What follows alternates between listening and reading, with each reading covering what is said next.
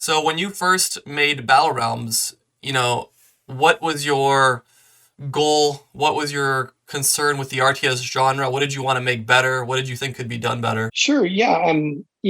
Simply put, I thought that the RTS genre was on the verge of going stale. I thought that there were a lot of um, assumed tropes that weren't necessarily valid. I thought that there were a lot of just kind of things that people had come to expect and accept that I just didn't think were necessary, and I thought it Like was just what? being lazy. So yeah, good question. So for example, I'll start just picking out some of the most glaring ones. Like things that always bothered me were fire. A great example of if you look at every RTS other than ours, fire is just a damage stage. So at some point when you're attacking a building, part of the building's damage stage is that it lights on fire. And if you never touch that building again, it would burn forever in that game. It would it's just a particle effect or an animation.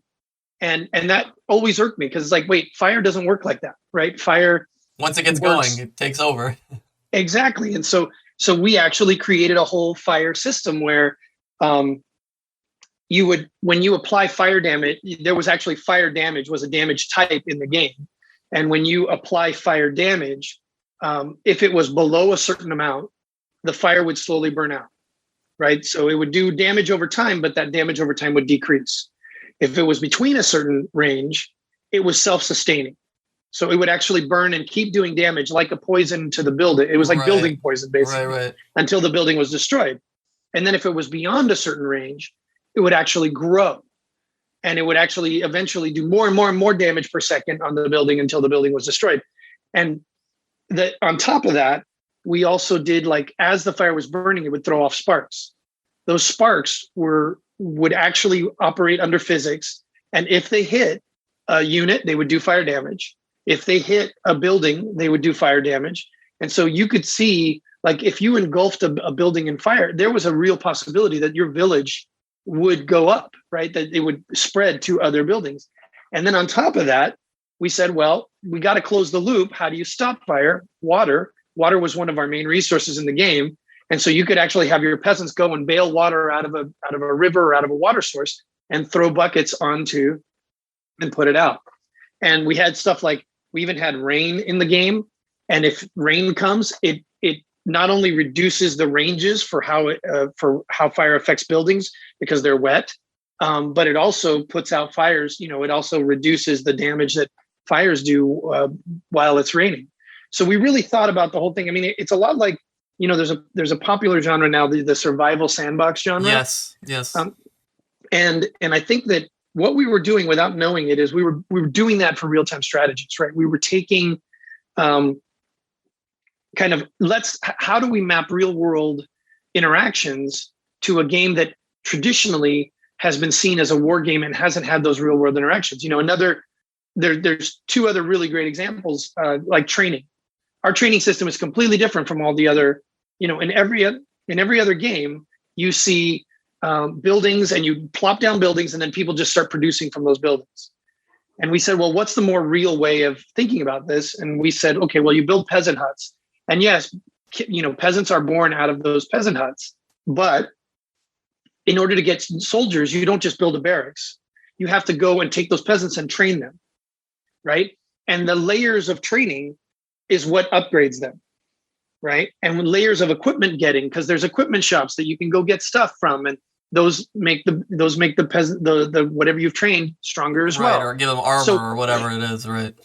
Exactly right. And so, we created a training system instead of just plopping them, just queuing system. And I thought that was, to this day, that is the number one thing that people talk about when I get fan mail, and they're like, it was just so different. It was just so, and I think a third smaller example is how we did cavalry, right? So we really took the time. In most games, cavalry is just another unit. You build the stables and it produces a single unit type, right? Or multiple unit types of the same tech tree, so to speak. In ours, we had roving horses. You had to go gather the horses, take them to the stables to domesticate them. You had to then bring a soldier or a unit of some kind to the stable, and then you married them, right? And then we went above and beyond on that. We said, okay, what does the horse give a rider? And we started, we did stuff like divide the damage amongst the horse and the rider, increase the speed of the unit's movement. It gets a second life essentially, right? Because when it falls off the horse, you kind of get another chance at it. Exactly. And we do have, so we found a bug where it wasn't working as we intended, but in the current version of the game, we're working on fixing it so that it works this way. But units do different layers of damage or different damage amounts to the horse and the rider, depending on what they are. So for example, the musketeer has the ability to snipe the rider off the horse, but a melee unit will probably attack more the horse than the rider, right?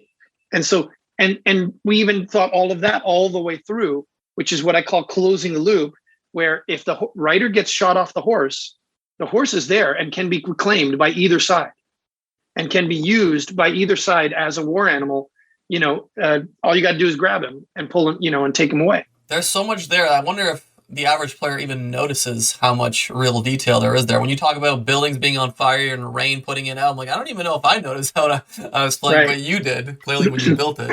And is there a difficulty then with, that level of realism and then also balancing it so that, fire isn't too overpowered or doesn't kind of destroy the momentum and stuff like that? Yeah, of course. I mean, it's tougher. Right.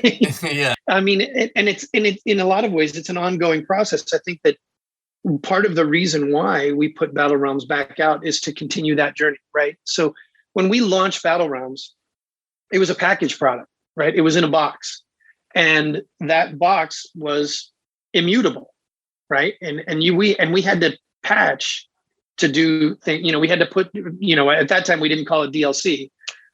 We were launching regular, what we call battle chests, where we were bug fixing and adding something. I had a strict policy at the company, which is we're never just going to drop a bug patch, right? We're going to drop every time we ask them to patch this game, we're going to give them something for that. We're going to give the players something. So we dropped a bunch of battle chests, and at some point, Crave and Ubisoft decided not to support the title anymore, and so we couldn't do any more with it until finally, recently we got it on Steam, and now we have an ongoing development effort, and we just do what we can every month to make the game better. The best battle realms possible. That's right. That's right. And I look at it almost like the director's cut, right? The message behind director's cut is, here's the game I always really wanted to make, right? And I think that we're on the complexity of battle realms is significant. Right. It was not your dumbed down RTS. It was, hey, we're going to put more realism into RTS. We're going to put more of this living. I used to call it the living world. Right. We're going to put the living world into the RTS, and that takes a lot. There's a lot of people who will tell you that play the battle realms competitively that would tell you that there are certain units that are super overpowered, and we know about them, and we're going to fix them. Right. We're slowly going from the bottom up, and we're fixing everything little by little. The one thing you talked about earlier was turning peasants into other units and then using those units to further upgrade them. That was probably for me the biggest hurdle in kind of getting accustomed to the game. And because I've come from StarCraft, Age of Empires, like these games don't have that mechanic. So I was like, man, this is really weird. I don't know if I like this. But then by like 5 hours, I'm like, this is the best way to do it now. Like, I feel like this is way more interesting. There's such an interesting balance between economy and building army. That's very different from other games. Maybe some people don't like that, but it's without a doubt unique. Yeah, I would say with the exception of StarCraft 1 with Brood Wars, most RTSs actually end up distilling down to an economic war, right? I don't want to mention names, but there are some glowing examples of that where you can, if you have good farms and good cultivation and you have good economy, you can throw whatever unit you want at the opponent and you will ultimately win. And that is a mistake. Excuse me. I would say that the number one thing we were trying to do is exactly what you said, is that balance, right? And we even put in, I don't know if you noticed this, you probably didn't, but the growth, the population rate, the growth rate, the birth rate, maybe is the best way to say it, for peasants is logarithmic. And so As you get to a certain number, it takes longer and longer and longer for a new peasant to come out. Okay, And I that did not notice number, that. Yeah, yeah, and very cool. what do they call that? That asymptote changes depending on how many peasant huts you have, right? But it's there.